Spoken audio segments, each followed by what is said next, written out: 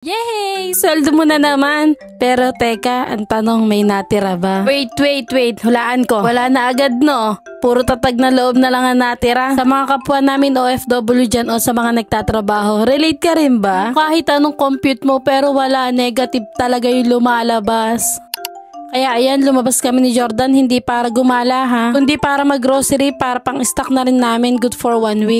Budget lang din kasi, like hello, ang lakas din kaya ng gastos dito sa abroad. Yung parang pag hindi mo kaya kontrolin yung sarili mo sa paggastos, matutulala ka na lang talaga, like saan kaya napunta yung pera ko? Tandaan mo, hindi ka anak ng kontraktor, ayan na siya, magtitipid daw pero hala, cart na naman yung hawak. Pero at least, naka-budget. Di ka sure? Para sa amin kasi mas nagwo-work yung maglalaan kami ng budget for 1 week kaysa yung sa araw-araw kami lalabas para bumili ng pagkain. OFW tip yan ha, wag puro kain sa labas kundi ang sweldo mo lilipad lang din na parang bula. Sa totoo lang, hindi madali maging OFW, yung tipong parating pa lang yung sweldo mo pero may pinaglalaanan ka na kaagad ng mga bayarin mo. Pero at least hindi ka na display sa bahay nyo or dating tambay lang na nagbibilang ng mga sasakyan na dumadaan sa kalsada. Dahil at the end of the day, worth it lahat ng pagod mo, nakakatulong ka na sa pamilya mo, nag-grow pa yung sarili mo. Ganito buhay dito sa abroad, diskarte, budget at konting tiis. Pero syempre, meron din namang konting saya. Ikaw, paano mo ba binabudget ang sweldo mo? Mas gusto mo ba na weekly, monthly, or daily ka namimili ng mga pagkain mo? Pwede mo rin naman i-share sa amin yung mga tips mo, malay mo makatulong ka rin sa amin. Thank you for watching. See you in my next vlog. Masalama!